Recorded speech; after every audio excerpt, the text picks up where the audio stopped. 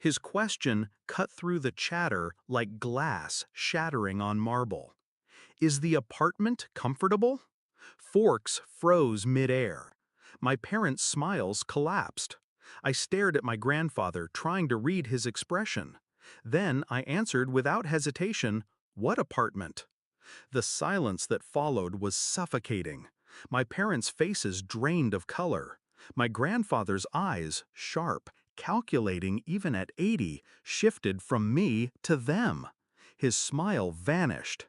Then, where did the money go?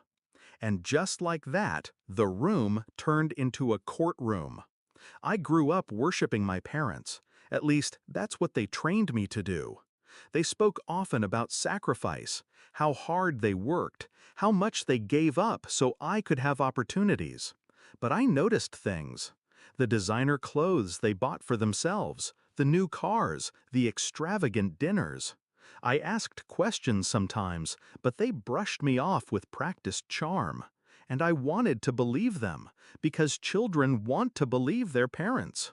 The truth slipped through cracks.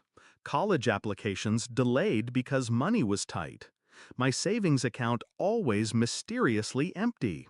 Their promises of "we're investing in your future" never materializing into anything tangible. I didn't push, not yet. I stored every inconsistency in the back of my mind like evidence in a file. Quiet, patient. Then came the birthday dinner, the perfect stage. My grandfather was a billionaire, ruthless, brilliant, and, unlike my parents, incapable of being fooled. He adored me, though, perhaps because I reminded him of himself, silent, watchful, always calculating. I didn't expect his question, but the moment it left his lips, I understood. He'd given money, to my parents, for me, for an apartment I was supposed to live in. And now, the truth had slipped into the open. I watched my parents stammer. My father tried first. "Dad, maybe there's some misunderstanding." But my grandfather's glare stopped him cold. My mother jumped in, her voice trembling.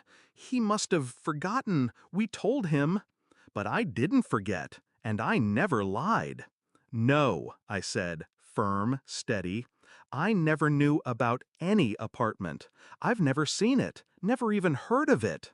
The room tilted. My parents' lies collapsed under the weight of my words. That night was the shift. The betrayal wasn't new, but the revelation was public, undeniable. They'd stolen from me, from him, from the very man they depended on. And I knew I wouldn't waste tears. I'd weaponize the truth. I started planning. Quietly. While my parents scrambled behind closed doors whispering frantic explanations to my grandfather, I prepared. I pulled bank statements I wasn't supposed to have access to. I traced transfers, withdrawals, sudden purchases. I built a trail they thought invisible. I didn't confront them. I let them dig deeper, thinking they could still salvage it. Patience is sharper than rage. 3 weeks later, I requested a private meeting with my grandfather, just him and me in his study. I laid everything out. Documents, receipts, dates, evidence so airtight it could choke. He didn't interrupt. He didn't even look surprised. He just listened, eyes burning with quiet fury. When I finished, he leaned back, exhaled slowly, and said only one word: "Good." The execution was swift. First, the financial noose. Accounts frozen, properties seized, every penny they siphoned redirected back under my grandfather's control. Then, the social blade.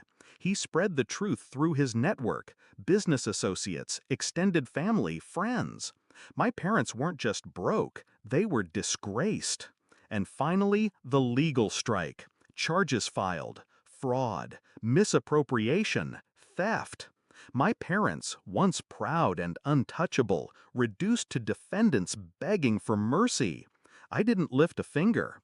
I just delivered the truth and watched the machinery grind them down. The climax came at the courthouse. They approached me in the hallway, eyes hollow, faces gaunt. My mother whispered, "How could you do this to us?" I met her gaze, calm. "You did this to yourselves." She reached for me, desperation clawing at her voice. "We're your parents. We raised you." I cut her off. "You raised me to be blind, but I learned to see." Her hand fell. My father couldn't even speak. The guards led them away. Now I live in the apartment my grandfather bought for me, keys handed to me directly this time. It's quiet, spacious, a place they'll never set foot in. Sometimes I sit by the window and think about the night of my birthday. The shock on their faces when the lie unraveled. The way the truth detonated in the middle of the room. People say revenge is loud, but mine wasn't. It was a single question, a single answer, and the silence that followed, heavy enough to crush them. Final reflection. They thought they could bury me under their greed. Instead, I buried them under their own lies. And the irony? My grandfather gave me more.